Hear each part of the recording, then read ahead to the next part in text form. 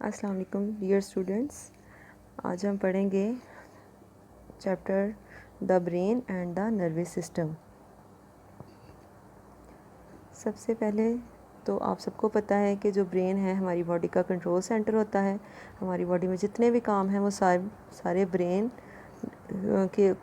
ही control करता है। ठीक है, ब्रेन कहाँ पे लोकेटेड है? It is located inside the head at the top of the spinal cord. ये आपके हेड के अंदर प्रेजेंट है, ठीक है, और स्पाइनल कॉर्ड के टॉप पे।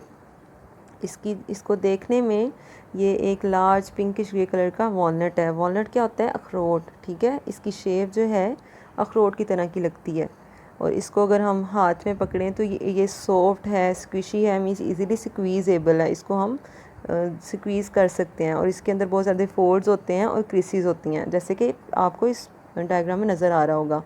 अब इसको क्या चीज़ प्रोटेक्ट करती है? इसको प्रोटेक्ट करता है स्कल। और ब्रेन जो है ये बहुत सारे सेल्स से मिलके बनना होता है। तो जो ऐसे सेल्स हैं जो ब्रेन बनाते हैं उनको हम कहते हैं नर्व सेल या फिर न्यूरॉन्स। ठीक है, हमारे इंसान की बॉडी में 100 बिलियन नर्व सेल्स हैं जो मिलके ब्रेन को बनाते हैं।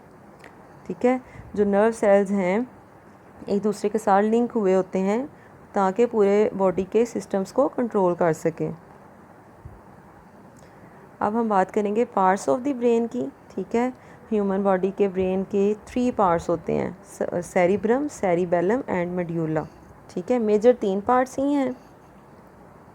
अब जितने भी पार्ट्स हैं ब्रेन के, इन सब का जो फंक्शन है सबका अलग अलग है। ठीक है, जो सेरिब्रम है ये सबसे लार्जेस्ट पार्ट होता है। ठीक है, और ये कंट्रोल करता है वॉलंटरी एक्शंस को, ऐसे एक्शंस जो हमारे कंट्रोल में होते हैं, जैसे हमने कब उठना है, कब बैठना है, कब चलना है, कोई चीज़ पकड़नी हो, वो सब कहलाते हैं वॉलंटरी एक्शंस।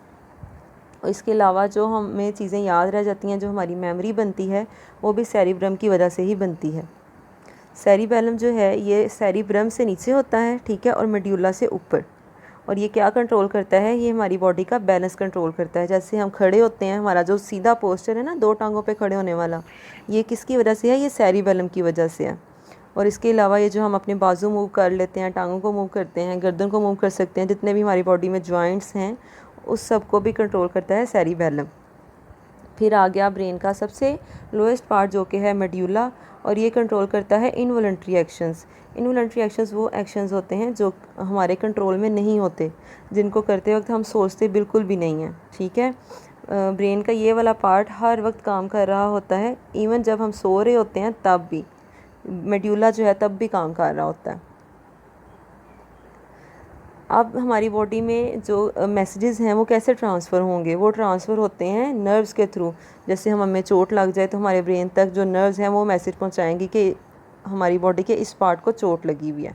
ठीक है, तो जो नर्व्स हैं वो मैसेज ट्रांसफ़र करती हैं ब्रेन से बॉडी में और बॉडी से ब्रेन में, और ये थ्रेड लाइक स्ट्रक्चर्स होते हैं। ठीक है, ये इस बॉडी के सारे पार्ट्स को कनेक्ट करते हैं ब्रेन के साथ, और ये भी बने होते हैं नर्व सेल से।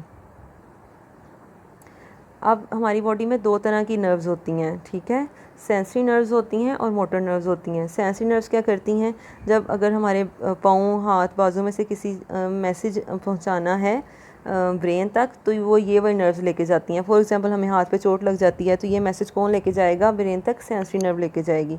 नेक्स्ट है मोटर नर्व। मोटर नर्व्स क्या होती हैं कि जो ब्रेन ने फिर जो आगे से फंक्शन परफॉर्म करना होता है, ब्रेन ने किस तरह उसको, हमें पता कैसे चलता है हमें चोट लग गई है? वो ब्रेन करेगा, और फिर ब्रेन के जो सिग्नल हैं वो जाते हैं हमारे जहाँ पे हमें चोट लगी होगी उस मसल तक या ग्लैंड तक, और वो मैसेज कौन लेके जाएगा? Motor nerves. अब जितनी भी हमने चीज़ें पढ़ ली, ब्रेन पढ़ लिया, स्पाइनल कॉर्ड और नर्व्स, ये सारे मिलके एक नेटवर्क सा बना देते हैं। ठीक है, और इस नेटवर्क को हम कहते हैं नर्वस सिस्टम। ठीक है, और यही हमारी बॉडी में सारे मूवमेंट्स और एक्शंस को कंट्रोल कर रहा होता है। रिफ्लेक्स एक्शंस, ऐसे एक्शंस जो हमारे कंट्रोल में नहीं होते उन्हें कहते हैं रिफ्लेक्स एक्शंस। फॉर एग्जांपल हमारा किसी गर्म चीज़ को हाथ लग जाए तो फ़ौरन से पहले हम हाथ को पीछे खींच लेते हैं। ये हो गया एक तरह से रिफ्लेक्स एक्शन हो गया, हमने नहीं सोचा, ना ही हमने इसको खुद अपना हाथ पीछे को खींचते हैं। ये हमारी बॉडी में अल्लाह ताला ने ऐसे निज़ाम बनाया हुआ है कि जो ऐसे एक्शंस हैं वो खुद ही डिटेक्ट कर लेते हैं कि अब हार्म है तो उन्होंने पीछे की तरफ को जाना है। ठीक है, ये इनवॉलंटरी होते हैं, मीन्स हमारे कंट्रोल में नहीं होते। और ये कौन कंट्रोल कर रहा होता है इनको? इनको कंट्रोल करता है स्पाइनल कॉर्ड। जो सेंस ऑर्गन्स हैं जैसे आइज़, नोज़, ईयर, टंग, स्किन, ठीक है। सबसे पहले हम बात करेंगे आइज़ की। आइज़ क्या करती हैं, हमें देखने में हेल्प करती हैं। और नर्व्स, मैंने आपको बताया कि नर्व्स जो हैं वो डिफरेंट नर्व्स हैं जो मैसेज लेके जाती हैं ब्रेन तक।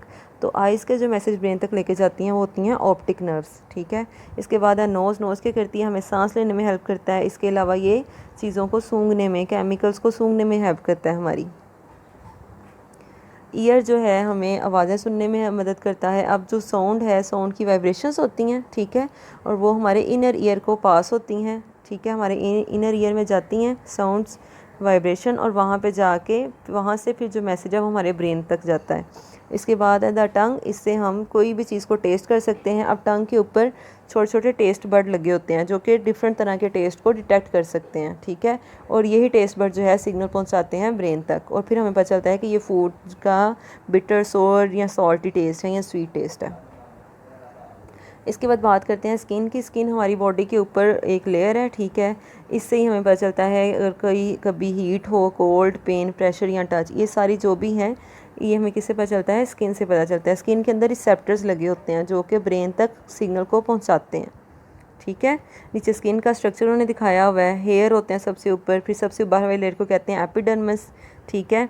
जो डर्मिस होती है वो एपिडर्मिस से नीचे वाली लेयर होती है, फिर उससे नीचे हमारे फैट्स आ जाते हैं।